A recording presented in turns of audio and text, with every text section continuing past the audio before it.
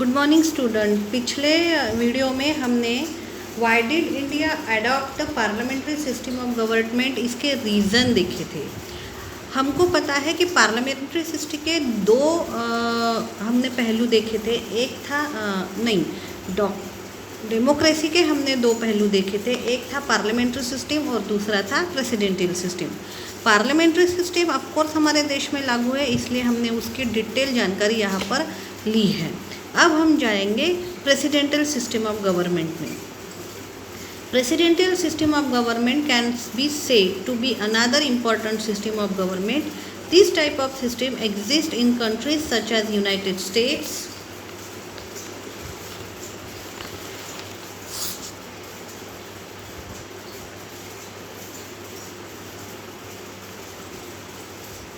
of America.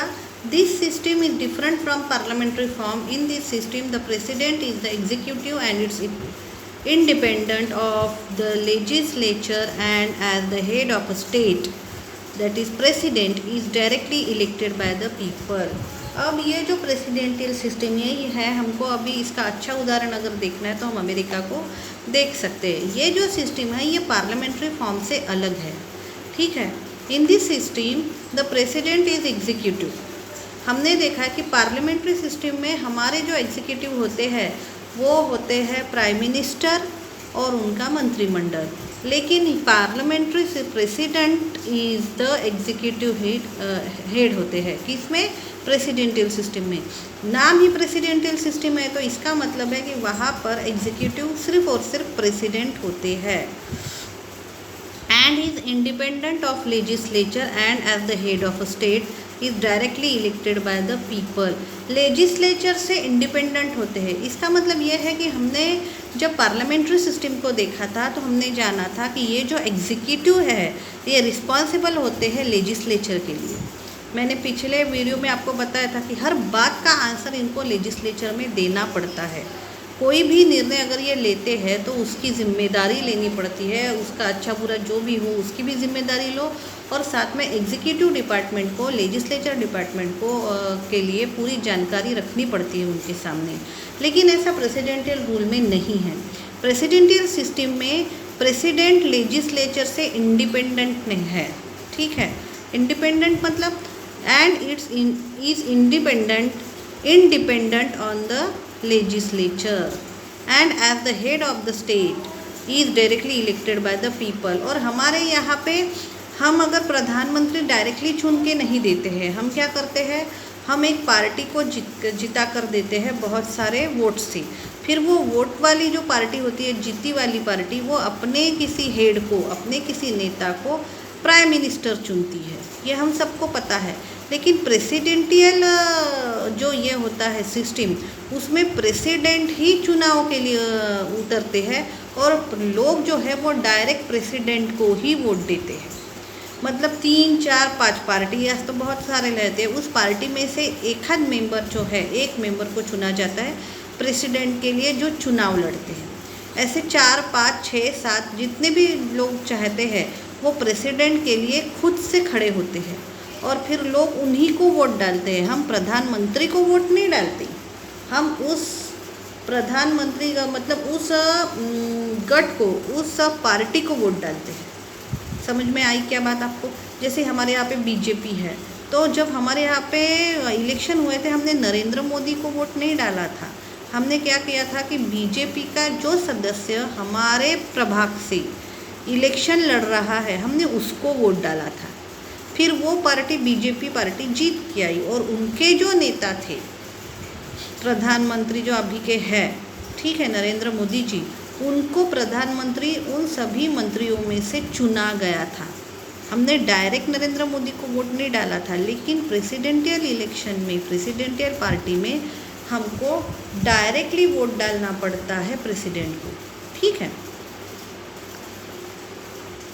Such a system is known as presidential system of government. Though the three organs are independent from each other, there are enough connections between them to work in harmony coordination. यहाँ पे जो हमारे यहाँ पे जो parliamentary system है उसके 3 organ होते हैं, लेजिस्लेचर, एग्जीक्यूटिव और जुडिशियरी। तो हमने देखा कि लेजिस्लेचर और एग्जीक्यूटिव एक दूसरे से बिल्कुल जुड़े हुए हैं, हम इनको अलग कर ही नहीं सकते। एग्जीक्यूटिव डिपार्टमेंट भी लेजिस्लेचर में आता है और वो क्या करता है, लेजिस्लेचर से लेजिस्लेचर को रिस्पॉन्सिबल होता है, उसको आंसर देना पड़ता है, सब कुछ करना पड़ता है।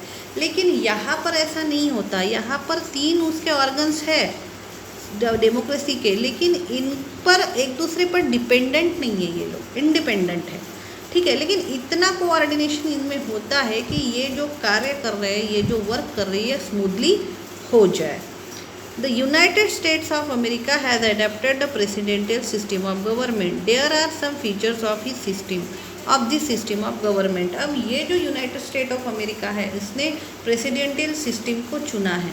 इसके कुछ अपने फीचर्स है। पहला है, in a presidential form of government the legislature and executive are not directly independent on each other. The houses of legislature and the president are directly elected by the people.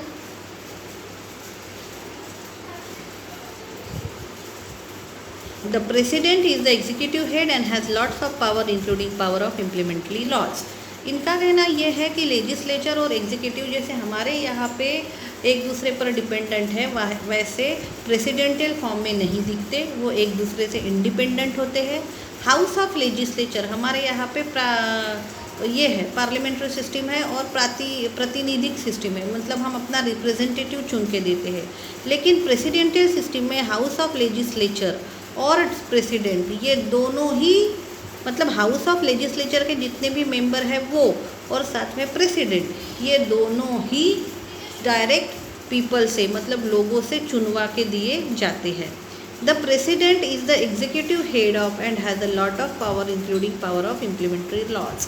हमारे यहाँ पे प्रधानमंत्री का जो हमारा एग्जीक्यूटिव हेड है या executive department है, उस पर नज़र रखने के लिए लेजिस्लेचर होता है, और लेजिस्लेचर और एग्जीक्यूटिव इन दोनों पे नज़र रखने के लिए जुडिशियरी होता है।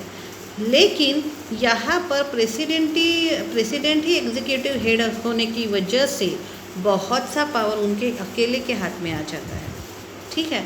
और उनको ये पावर होता है कि वो लॉ भी इम्प्लीमेंट कर सके। हमारे यहाँ पे लॉ इम्प्लीमेंट करने के लिए बहुत बड़ी प्रोसीजर होती है। First recording, second recording, third recording, राष्ट्रपति की साइन चाहिए, फिर लोकसभा की साइन चाहिए, फिर राज्यसभा की साइन चाहिए, बहुत लंबी प्रोसीजर है। इतनी लंबी प्रोसीजर हमारे यहाँ पे क्यों रखी गई है? क्योंकि हम किसी एक के हाथ में पावर पूरा नहीं देना चाहते। लेकिन प्रेसिडेंशियल जो ये है डेमोक्रेसी है, उसमें प्रेसिडेंट को एक्चुअली में बहुत ज़्यादा पावर होता है, वो लॉ भी लगा सकते हैं, इतना ज़्यादा। In spite of such a structure, the legislature and executive keep a check on each other. This mutual control over each other can lead to the responsible. अब यहाँ पर देखिए, कोई भी हमको डिपेंडेंट नहीं दिख रहा, इंडिपेंडेंट है, लेजिस्लेचर इंडिपेंडेंट है, एग्जीक्यूटिव हेड इंडिपेंडेंट है, लेकिन फिर भी the legislature and executive keep the check on each other.